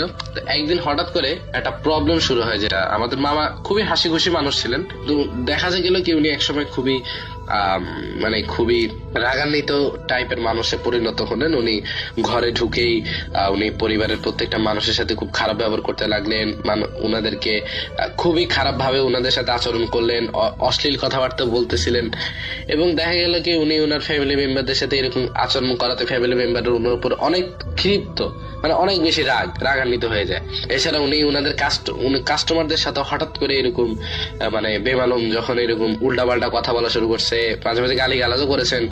তো এরকম অস্বাভাবিক ওনার আচরণে এবং পরিবর্তনে অনেকেই আসলে ওনার উপর রাগান্বিত হয়ে ওনার থেকে আসলে সাহায্য নেওয়াটা, ওনার কাছে প্রবলেম নিয়ে আসাটা বন্ধ হয়ে যায়, এবং পরবর্তীতে ওনার ইনকাম সোর্সটাও আস্তে আস্তে কমতে থাকে। ওনার কাছে লোকজন কম আসে, উনি কম কাজ করেন, আবার অনেক সময় দেখা যায় কি উনি কাজেই যান না। এইভাবে করতে করতে ওনার পরিবারে আর্থিক টানাপোড়েনের ব্যাপারটাও আসলে চলে আসে।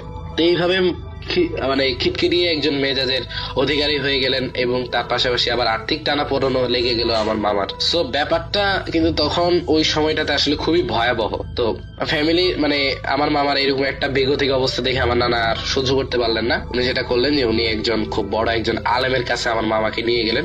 আজ থেকে 15 বা 20 বছর আগে কিন্তু গ্রাম্য সাইডে যেসব মানুষরা ছিলেন তাদের আসলে ওই যে ভালো কোনো চিকিৎসার কিন্তু ব্যবস্থা ছিল না ওই জায়গায়। তো সেই কারণে আসলে ওনারা এইসব মানে ঝাড়ফুঁক বা পানি পড়া, তাবিজ এগুলোতে খুবই বিশ্বাসী ছিলেন, প্রবল বিশ্বাসী। আর সবচেয়ে বড় কথা হচ্ছে যে ওই এলাকায় খুব বড় একজন আলেম ছিলেন, এবং উনার মানে চিকিৎসাটা এতটাই ভালো কাজ করত যে 10 জনের ভিতর 9 জনেরই একেবারে 100% তার শরীরেই তার চিকিৎসাটা কাজ করতো। ফলে যেটা হয়েছে যে সবাই ওনার খুব ভালো একজন ভক্ত হয়ে গেল। তো যাক, ওই আলেমের একটা ছোট্ট একটা হিস্ট্রি বলি, ছোট্ট করে বলি। ওই আলেম কিন্তু শুরুতে কিন্তু আলেম ছিলেন না। উনি প্রথমে একটা মসজিদের ইমাম ছিলেন, 5 ওয়াক্ত নামাজ মসজিদে পড়াতেন, এবং উনি যে মসজিদে আসা যাওয়া করতেন মসজিদের আগে একটা কবরস্থান ক্রস করে ওনাকে আসা লাগতো। এখন কবরস্থান ক্রস করে যখন ওনাকে আসা লাগতো তখন উনি ওই কবরস্থান ক্রস করে 5 ওয়াক্ত নামাজ এসে পড়াতেন মসজিদে, আবার বাড়ি চলে যেতেন। তো ব্যাপারটা হচ্ছে কি, যখন কবরস্থান ক্রস করে উনি আসা যাওয়া করতেন তখন কবরস্থানে থাকা একটা জিন মানে উনাকে খুবই পছন্দ করে ফেলে এবং উনার সাথে থাকার জন্য মনস্তাব করে। এবং পরবর্তীতে একদিন ওই ইমাম সাহেব যখন রাতে ঘুমাচ্ছিলেন উনার বাড়িতে, তখন ওই জিনটা আসলে উনার সামনে এসে হাজির হয় এবং ওনাকে নির্ভয় দিয়ে বলেন যে হুজুর দেখুন, আমি আপনার কোনো ক্ষতি করবো না, জাস্ট আমার একটাই নিবেদন যে আমি আপনার সাথে থাকবো। তো হুজুর চিন্তা করলো যে এই জিনকে দিয়ে যদি আমি আসলে মানুষের ভালো কিছু করতে পারি তাহলে আমার যেরকম সুখাদিও হবে, আমার 2 পয়সা আমি রোজগারও করতে পারবো, এছাড়া আমি ভালোও থাকতে পারবো। তো উনি সেই দিনটাকে সাথে সাথে বললো যে ঠিক আছে, আমি তোমাকে আমার সাথে রাখবো, তবে আমার 2টো শর্ত আছে। সে শর্তটা হচ্ছে, প্রথম শর্তটা হচ্ছে যে তুমি আমার কোনো ক্ষতি করতে পারবে না, আর দ্বিতীয়টা হচ্ছে যে আমি যা বলবো তুমি তা করবা। সেই দিনটাও রাজি হয়ে যায়। এবং পরবর্তীতে আসলে উনি ওনার এরকম একটা চিকিৎসা দরবার খুলে বসেন, যেখানে আসলে প্রত্যেক দিন প্রায় দেখা যায় কি 100-150 রোগী ওনার কাছে আসে চিকিৎসা নেওয়ার জন্য, এবং দূর দূরান্ত থেকেও বিভিন্ন রোগী আসে চিকিৎসা নেওয়ার জন্য, কারণ ওনার চিকিৎসাতে যে খুব ভালো ফলাফল পাওয়া যায়। মানে সবারই একটা ধারণা ছিল যে ওনার কাছে গেলেই সুস্থ হয়ে যায়। তো আমার নানা খুব ভালো একজন মানে নামাজ পড়তেন, উনি সবসময় 5 ওয়াক্ত নামাজ পড়ার কারণে উনি ওই আলেমের কাছে আমার মামাকে নিয়ে যান। তা আলেমের কাছে যখন আমার মামাকে নিয়ে যান তখন ওই আলেম তাকে দেখেই মানে আমার নানা এবং আমার মামাকে দেখেই বললেন যে আপনারা দাঁড়ান, আপনাদের ভেতরে আসা লাগবে না, আমি আপনাদের সমস্যাটা জানি, আপনারা একটু বাইরে দাঁড়ান। আমার নানা এবং মামা খুবই অবাক হয়ে গেলেন যে কি ব্যাপার, আমরা তো এখনো উনার ঘরেই ঢুকলাম না, উনি কেমনে বুঝলেন যে আমাদের সমস্যা আছে এবং আমাদের সমস্যাটা উনি জানলেন কেমনে। তখন 10 মিনিট পরে আলেম উনার ঘর থেকে বেরিয়ে এসে বললেন যে আমি আপনাদের সমস্যাটা খুব ভালো করে জানি এবং আপনাদের সমস্যার সমাধানকে আজকে আমি রাতেই করব, সুতরাং আপনারা এখন বাড়ি যান, আমি এশা নামাজের পরে আপনাদের বাড়িতে আসবো। তো আমার মামা এবং নানা কথা শুনে মানে ওনারা বলে যে ঠিক আছে, আপনি আসেন, আপনার মতো সমস্যা নেই। তো যাই হোক, উনি সেদিন রাত্রেবেলা এশা নামাজের পরে ওনার আসার কথা ছিল, তবে কোন একটা কারণে ওনার ঘর থেকে সেদিন বের হতে একটু লেট হয়ে যায় আলেমের। তো উনি প্রায় রাতে 10টার দিকে আসেন আর কি, কিন্তু শীতকাল ছিল। আর শীতকালে যে ব্যাপারটা হয় যে তখন কিন্তু আর এমনিতেও মানে গ্রামে গঞ্জে 10টা মানে অনেক কিছু, আর শীতের রাত হলে তো কথাই নেই। তো ওই সময় উনি ওনাদের বাড়িতে আসেন আলেম, এবং এসেই আসলে যেটা উনি দেখলেন, মানে আমার নানা যেটা দেখলেন যে উনার হাতে একটা কেতলি টাইপের একটা জিনিস ছিল, একটা পাত্র ছিল কেতলি টাইপের। তো আমার আলেম এসেই বললেন যে আপনারা এই কেতলিটা ভর্তি করে আনুন পানি দিয়ে, 1 কেতলি পানি এটা ভর্তি করে আনুন, তবে পানিটা একেবারে বিশুদ্ধ হতে হবে। তো ওনারা যে পানিটা আসলে খেয়ে থাকেন, মানে টিউবওয়েলের যে পানিটা ওনারা খেয়ে থাকেন, ওই টিউবওয়েলের পানিটাই আসলে ভালো করে পরিষ্কার করে ওই টিউবওয়েলের পানিটাই আসলে আলেমের জন্য নিয়ে আসলেন। এবং আলেম তখন বলল যে ধন্যবাদ, আপনারা এখন মাটিতে বসেন, আমি খাটে বসতেছি, আর আমার মামাকেও খাটে বসতে বলা হলো। তা আমার মামা হচ্ছে খাটের নিচের অংশে, মানে খাটের পায়ের অংশে বসছে, আর মাথার অংশে বসছে হলো আলেম, আর আমার নানা নানি বসছেন হচ্ছে মাটিতে। তখন আমার নানাকে ওই আলেম নির্দেশ দিলেন যে আপনাদের ঘরে যত বাতি আছে সব নিভাই দেন। তখনই না ওই উনাদের ওই জায়গায় মানে ইলেকট্রিসিটি ছিল না, উনারা ওই যে হারিকেন বা ওই যে মোমবাতি জ্বালিয়ে আর কি উনাদের দিন চলতো। তো বললো যে আপনাদের যত মোমবাতি আছে মোমবাতি গুলা নিভাই দেন। আর একটা কথা যে আপনারা এরপর থেকে যা দেখবেন সবকিছু শুধু দেখে যাবেন, আমি যতক্ষণ না কোনো কথা বলবো তার আগ পর্যন্ত আপনারা কোনো কথা বলবেন না। তো ওনারা সবগুলা বাতি নিভিয়ে দেন, ওনারা সবগুলা মোমবাতি নিভিয়ে দেওয়ার পরে আলেম তার কাজ শুরু করে। আলেম প্রথমে মোটামুটি প্রায় 5 থেকে 10 মিনিট বিভিন্ন ধরনের সূরা পড়তে থাকে, এবং সূরা পড়ার পরে যেটা করে যে উনি একটু চুপ হয়ে যান, মানে অনেকগুলো সূরা পড়ে ফেলেন, এবং সূরা পড়ার পরে উনি একসময় চুপ হয়ে যান। তো চুপ হয়ে যাওয়ার পর উনি খুব লম্বা করে একটা ফু দেন ওই পানিটার ভেতর, যে পানিটা ওই কেতলিতে আছে, ওই কেতলির পানিতে উনি লম্বা করে একটা ফু দেন, এবং ফু দিয়ে যেটা করেন যে ওই কেতলির পানিটা পুরো ঘরে একটা বার ছড়ায় দেন, ওই খাটে বসেই ছিটিয়ে দেন ওই পুরা ঘরের ভেতর ওই কেতলির পানিটা। যে 100 কেজি ওজনের যদি একটা মানুষ মানে 3 তলা উঁচু থেকে যদি একটা মাটিতে পড়ে, মাটির উপর যেরকম একটা প্রেসার তৈরি হবে, ওই প্রেসারেই ওনাদের ঘরের টিনের উপর মনে হয় যে কিছু একটা পড়লো, এতটা শব্দ হয়েছে। এই শব্দে তো মানে আমার মামা, নানা, নানি সবাই ভয় পেয়ে গেছে, কিন্তু আলেম কিন্তু কোনো ভয় পান নাই।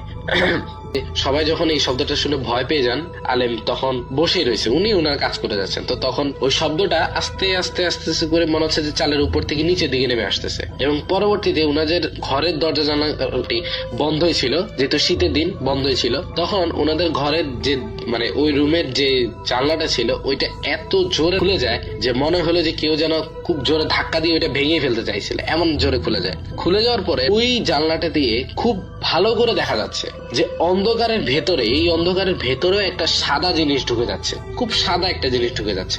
সাদা জিনিসটা ঢুকে আস্তে আস্তে ধোঁয়াটা ঢুকতে ঢুকতে ঢুকতে ঢুকতে এবং পরবর্তীতে সম্পূর্ণ যখন ঢুকলো, সেটা এসে আমার মামার পাশে এসে দাঁড়ালো। এখন মনে হতে পারে যে সাদা জিনিসটা কি, হয়তো হইতে পারে কোনো কিছু, কিন্তু সবচেয়ে ওই সাদা ধোঁয়াটা যখন একটা রূপ ধারণ করলো, সবচেয়ে অবাক করা ব্যাপার হচ্ছে ওই সাদা ধোঁয়াটা আমার মামার রূপ ধারণ করছে।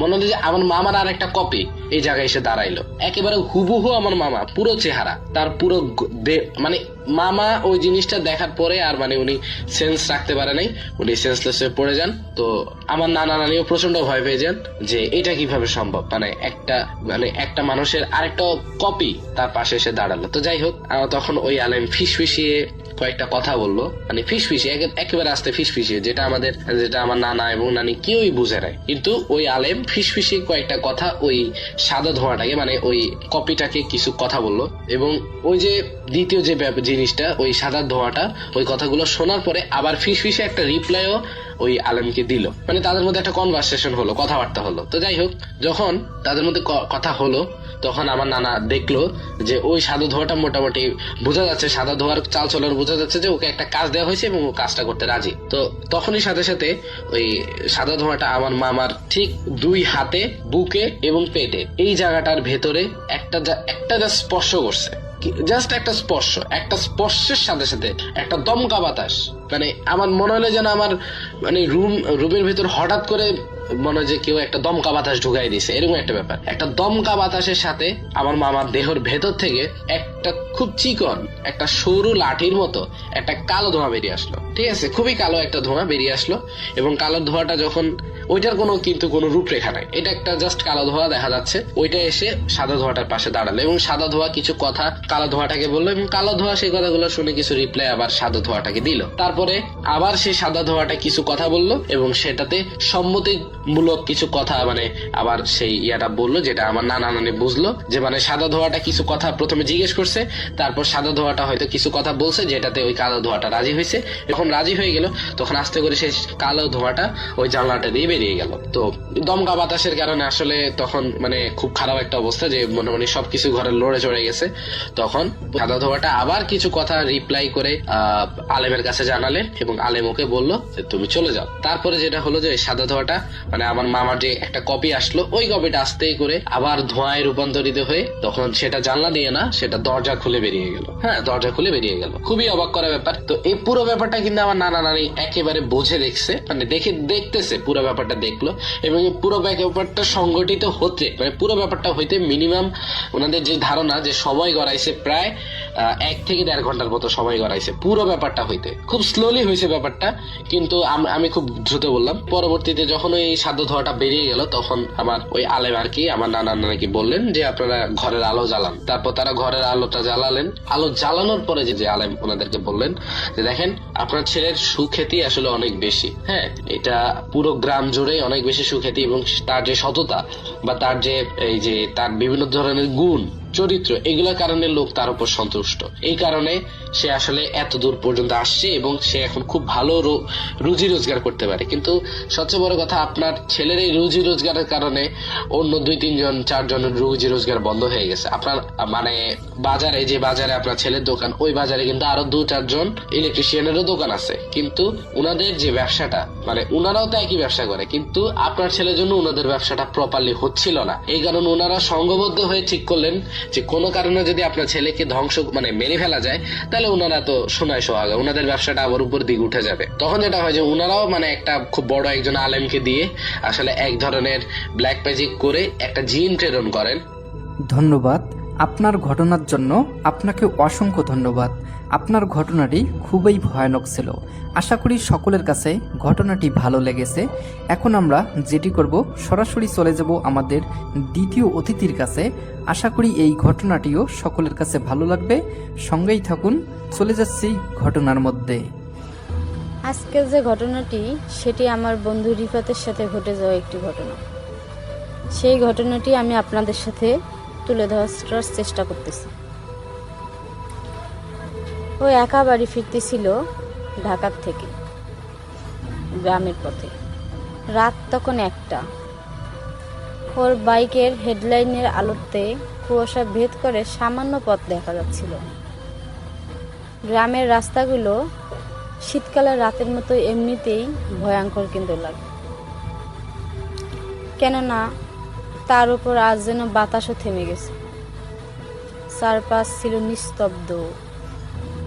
পথে একটা বাসঝাড়ের কাছে আসতেই বাইকের ইঞ্জিন হঠাৎ ওর বন্ধ হয়ে যায়। রিফাত তখন ভয়ে থমকে দাঁড়ালো। ও চারপাশ অদ্ভুত অন্ধকার নেমে এসেছে, কেননা বাসঝাড়ের নিচে আসলে কিন্তু দেখবেন অন্ধকার মনে হয় যে বেশি হয়েছে, একটু ভিতরে একটা আলাদা রকমের একটা অদ্ভুত ধরনের ভয় কাজ করে। ঠিক অমন সময় ঝোপের ভেতর থেকে ও একটা মেয়ের কণ্ঠ শুনতে পায়। ওকে বলে যে এদিকে আসো, এদিকে আসো। রিফাত তখন ভিতরে ভিতরে কেঁপে উঠলেও সে দেখলো রাস্তার পাশে দাঁড়িয়ে ওই মেয়েটি। লাল শাড়ি পরা ছিল। মেয়েটার চোখ অদ্ভুতভাবে নাকি চকচক করতেছিল। সে হাত বাড়িয়ে নাকি বলল যে আমাকে একটু এগিয়ে দেবে। রিফাত তখন কিছু বলল না, ও চুপচাপ কিছুক্ষণ ভাবলো। তারপর ও ভাবলো, অসহায় একটা মেয়ে আমার কাছে সাহায্য চাচ্ছে, কি করার, সাহায্য করি। তখন ও সাহস করে বলল, ঠিক আছে ওঠো, তুমি কোথায় যাবে। মেয়েটা চুপচাপ বাইকের পিছনে বসে থাকলো, কোনো কথা বললো না ওর সাথে। রিফাত বেশ অনেকখানি বাইক চালিয়ে আসতেছে, কিন্তু মেয়েটা কোনো কোথায় যাবে না যাবে দিক নির্দেশনা যে দেয়, মেয়েটা কোনো কিছুই বলতেছিল না। অবশেষে রিফাত বাধ্য হয়ে আবারও জিজ্ঞেস করলো যে কোথায় তোমার বাড়ি, তুমি কোথায় যাবে, কোন পাশ দিয়ে যাব।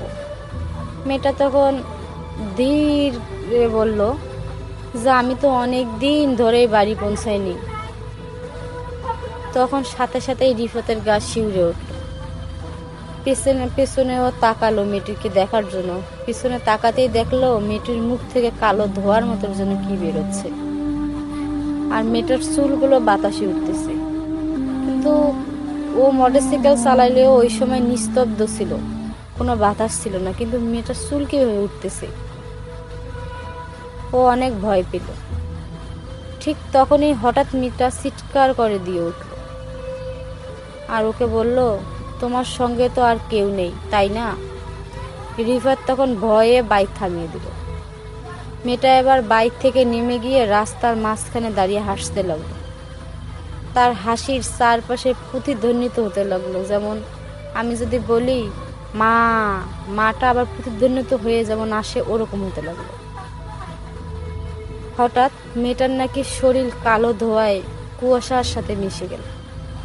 রিফাত এই অবস্থা দেখে ও সাথে সাথেই অজ্ঞান হয়ে পড়ল।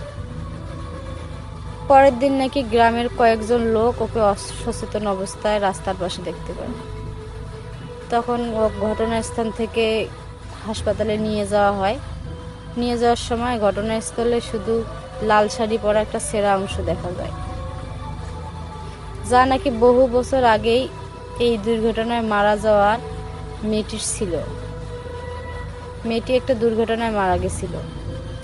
আজও শীতের রাতে সেই বাসঝাড়ের পাশে লাল শাড়ি পরা মেয়েটাকে কেউ কেউ নাকি দেখতে পায়। তারা বলে সে নাকি অপেক্ষায় থাকে কোনো এক পথিকের, যাকে সে তার গন্তব্যে নিয়ে যাবে। ধন্যবাদ আপনার ঘটনার জন্য। আপনাকে অসংখ্য ধন্যবাদ। আশা করি এই ঘটনাটি সকলের কাছে ভালো লেগেছে। তো সরাসরি চলে যাব আমাদের পরবর্তী অতিথির কাছে। আশা করি এই ঘটনাটিও সকলের কাছে ভালো লাগবে। সঙ্গেই থাকুন, চলে যাচ্ছি ঘটনার মধ্যে। এটা আমার এক ফ্রেন্ডের সাথে ঘটা, এবং তার ফ্রেন্ডের বাসা ঢাকার দোহারে, এবং সে আমার হলের ফ্রেন্ড তানিম।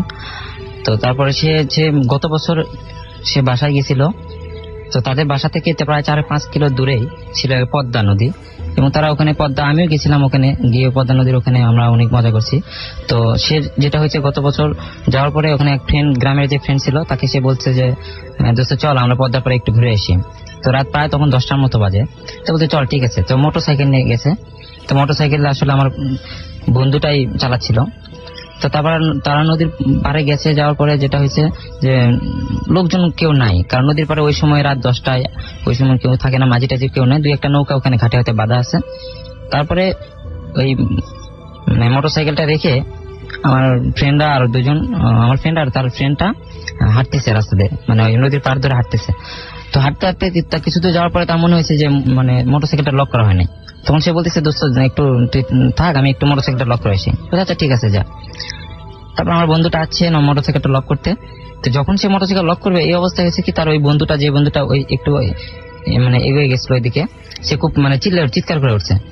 তখন সে দ্রুত লক করে দৌড়ে গেছে তার কাছে, গিয়ে দেখেছে সে স্বাভাবিক। তো বলতেছে কি তুই চিল্লালি কেন? তো বলছে কই আমি তো চিল্লাইনি। তো বলতেছে না আমি এইমাত্র শুনলাম খুব জোরে তুই চিল্লালি। বলছে না আমি মানে কিছু করে নাই। তো বলতে আচ্ছা ঠিক আছে, আমি হয়তো ভুল শুনছি। তো ঠিক আছে চল। দুজন হাঁটি।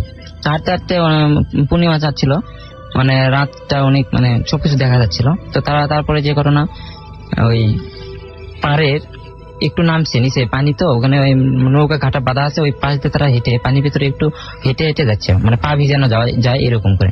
তো তারপরে হাঁটতেছে, হাঁটতে হাঁটতে কিছুক্ষণ পরে আমার যে তানিম ফ্রেন্ডটা, তার আরেকটা যে ফ্রেন্ড আছে গ্রামের যে ফ্রেন্ডটা, সে হঠাৎ করে ওই একটা ওখান থেকে মাছ ধরছে, মানে নদীতে ওখান থেকে মাছ ধরে সে মাছটা খাওয়া শুরু করছে।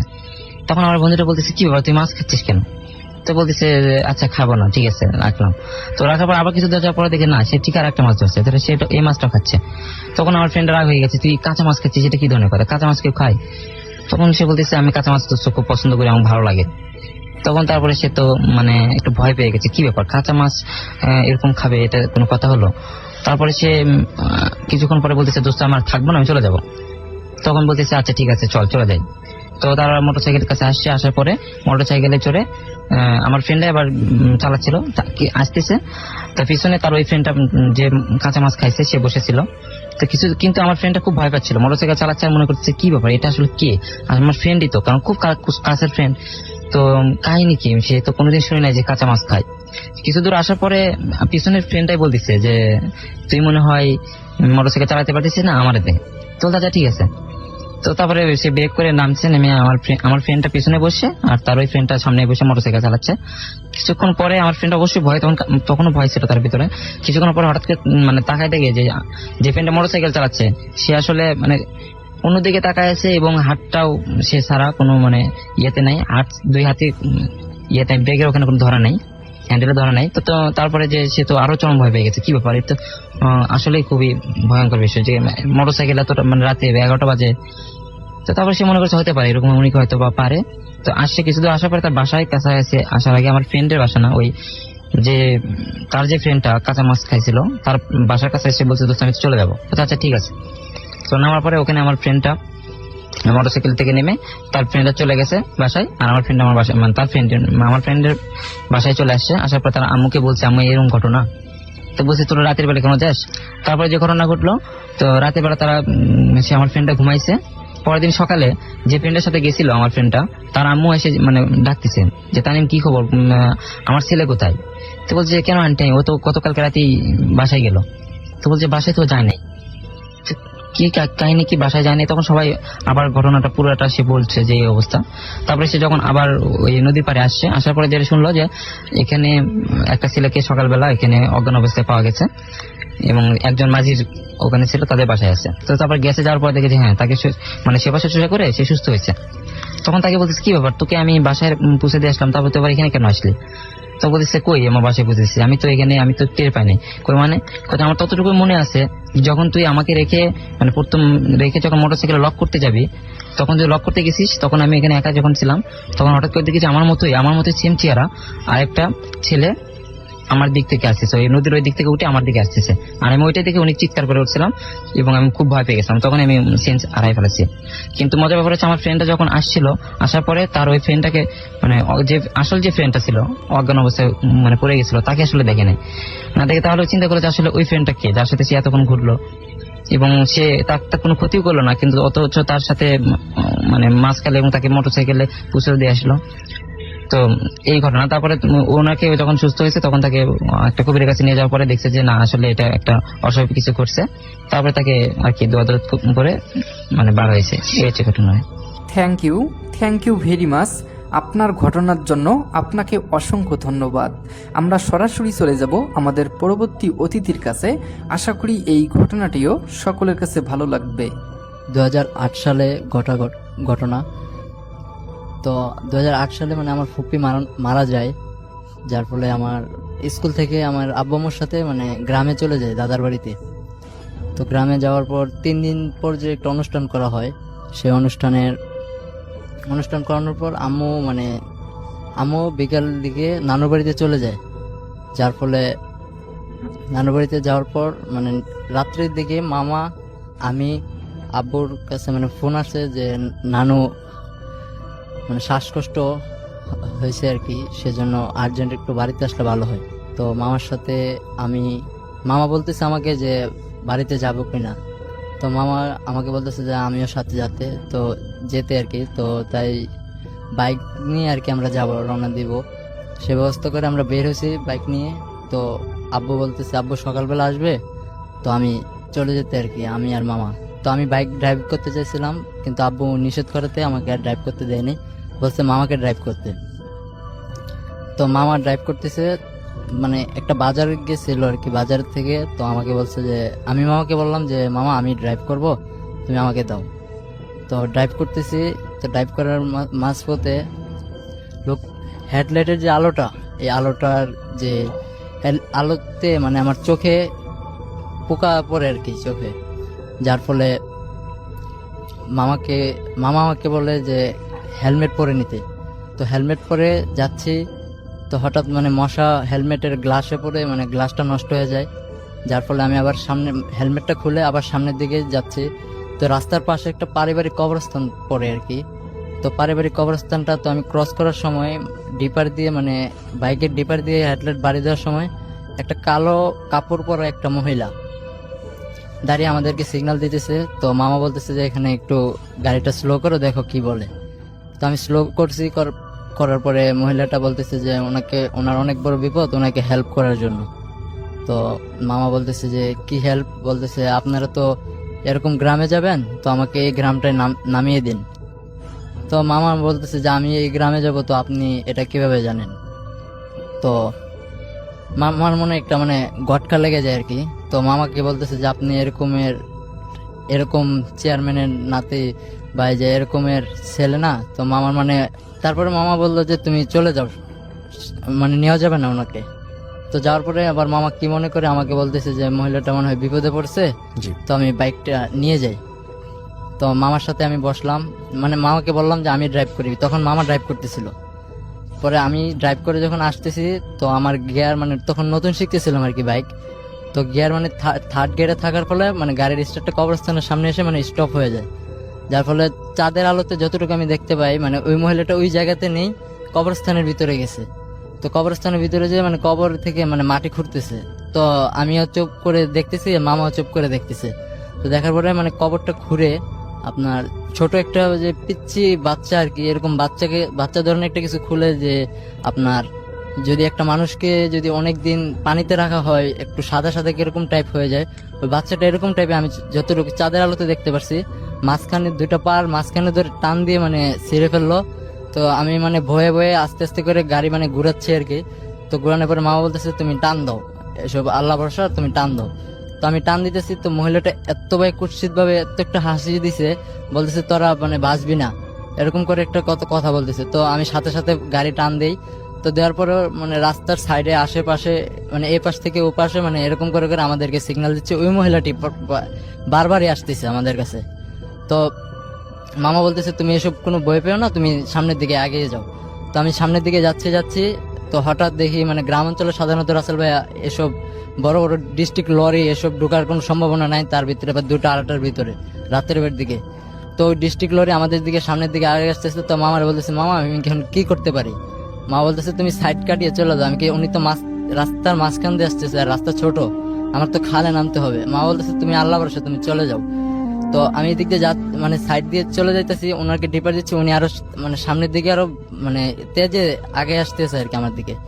তো আমি সাইড কেটে মানে একটা মানুষের সাথে একটা মানুষ ধাক্কা খেলে ভাইয়া যেরকম হয় এরকম না, মানে আমি এটার ভিতর দিয়ে মনে হয় আমি চলে গেছি। তো মামাকে বলতেছি মামা এটা কিভাবে সম্ভব? মামা বলছে তুমি কোনো ভয় পেও না, আমি তোমার থেকে আমি ড্রাইভ নিতে পারতেছি না, তুমি ড্রাইভ করো, তুমি কোনো ভয় পেও না। তো আমি ড্রাইভ করে করে যাইতেছি। তো যাচ্ছি হঠাৎ মানে ওই মহিলাটা আবার ওই আগের মতো এখান থেকে ওখানে আমাদেরকে খালি বারবার সিগন্যাল দিচ্ছে আর কুৎসিত ভাবে হাসতেছে। তো তারপরে হঠাৎ দেখে কি রাস্তা দিয়ে একটা অটো আসতেছে। তো আমি মনে করছিলাম যে মামা ওটা মনে হয় এরকম ভিতর দিয়ে চলে যেতে পারবো। তো আমি অটোটাকে দেখে আমি সাইড দিয়ে চলে যাচ্ছি। তো অটোটা হঠাৎ করে আমার মানে এই সাইড দিয়ে এসে তো আপনার হাতের সাথে বাড়ি খেয়ে মানে আমার গ্লাস ভেঙে আমি ভিতরে পড়ে সেন্সলেস হয়ে যাই। এই হচ্ছে ভাই আমার ঘটনা। ধন্যবাদ আপনার ঘটনার জন্য, আপনাকে অসংখ্য ধন্যবাদ।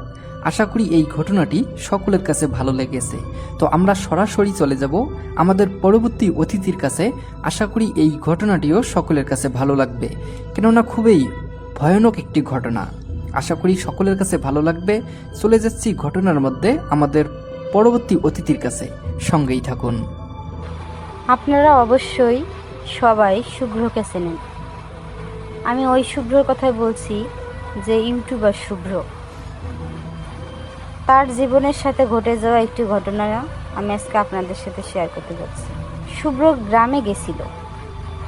তো গ্রামে যাওয়ার পর ও একটা শীতের সন্ধ্যায় একটা পরিত্যক্ত বাড়িতেও ঢুকে পড়ল। বাড়িটা বেশ পুরনোই ছিল, গাছপালার ঢাকা ছিল বাড়িটা। ও ভিতরে ঢুকে দেখলো সব কিছুই ধুলো বালি মাকড়সার জাল দিয়ে ভরা ছিল। তবুও কেন জানি বাড়িতে অদ্ভুত একটা মায়াবী সৌন্দর্য ছিল। শুভ তো একজন পেশার ইউটিউবার, তাই ও ভাবলো যে যাই হোক এই বাড়িটা থেকেই ভুতুরে পরিবেশ নিয়ে একটা ব্লগ বানানো যাবে। তখন ও বাড়ির ভেতরটা খুঁজতে গিয়ে হঠাৎ শুভ্র একটা পুরনো কাঠের দরজা খুঁজে পেল।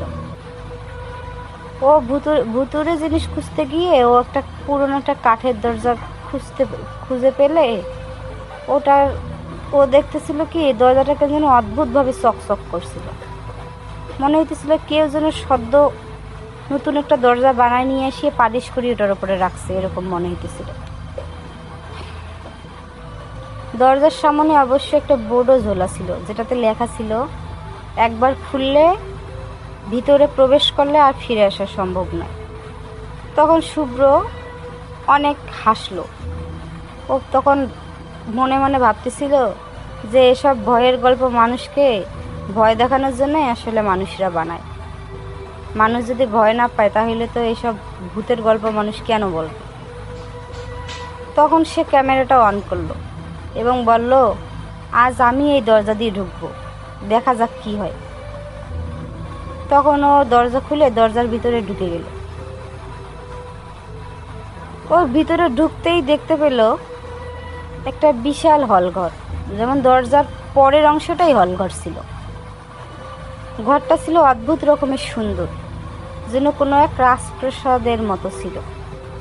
কিন্তু ঘরের ভিতরে কোনো মানুষজন কেউ ছিল না। আর হঠাৎ একটা ঠান্ডা ঠান্ডা ভাব বাতাস ওর গায়ে এসে লাগলো। শুভ্র তখন এদিক ওদিক তাকাচ্ছিল। তার ক্যামেরার ব্যাটারি হঠাৎই বন্ধ হয়ে যায়। তখন ও মোবাইলের ক্যামেরা অন করে এক জায়গায় ফালায় রাখে। ও তখন ঘরের ভিতরে একটা মোমবাতি জ্বলতেছিল। মোমবাতির আলোয় শুভ্র দেখতে পায় যে দেওয়ালে বিশাল একটা ছবি টাঙানো। ছবিতে এক ভদ্রলোককে দেখা যায়। ওনার গায়ে ছিল একটা কালো কোট, চোখে গভীর চাউনি ছিল। ওনার চোখে ঠোঁটে ছিল এক রহস্যময় হাসি।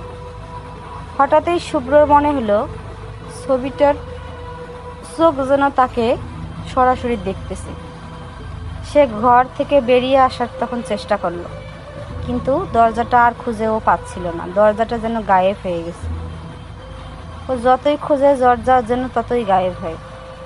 তারপর ঘরের কোণ থেকে একটা ছায়া ও বেরিয়ে আসতে দেখলো। ছায়াটা যেন ধীরে ধীরে মানুষের রূপে পরিবর্তন হতে নিল। শুভ্র দেখলো ছবির সেই ভদ্রলোক, তিনি শুভ্রের দিকে তাকিয়ে বললেন, তুমি এখানে এসেছো মানে আমার খেলা শুরু। তোমাকে কি জানানো হয় নাই যে এখানে ঢুকলে আর বেঁচে ফেরা সম্ভব না? শুভ্র তখন আঁতকে উঠিয়ে ভয় পাইল। শুভ্র তখন ভয়ে কাঁপতে থাকলো। পরে শুভ্র পালানোর চেষ্টা করল, কিন্তু ওর হাত পা জমে গেল।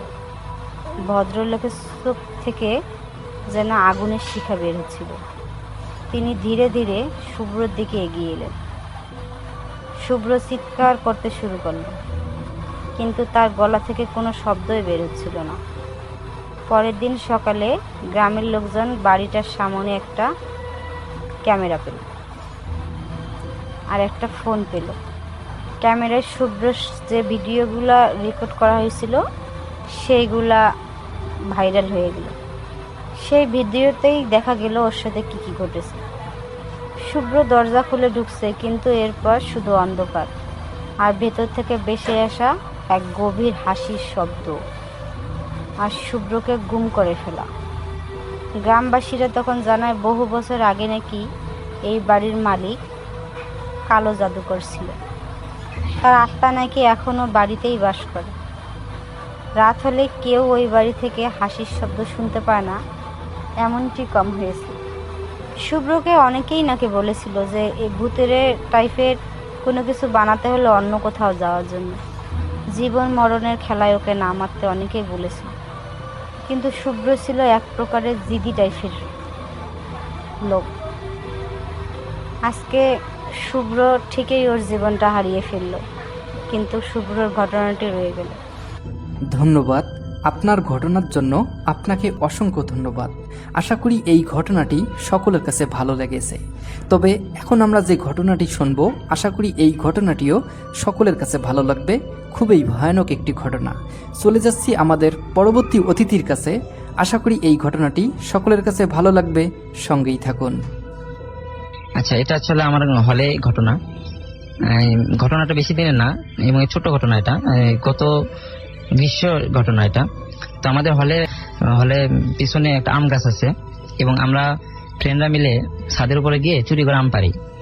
তো তারপরে সেদিন কিন্তু যেহেতু সমস্যা, হলে গিয়ে অনেক ছেলে পেলে অনেক আম চুরি করে, অনেক কিছু করে, এই জন্য আমাদের যে গেটটা ছিল হলে ছাদে ওঠা, তো ওই গেটটা সেদিন মানে লোয়ার গেট, তো ওইটা আপনার সরানো যায় আর কি।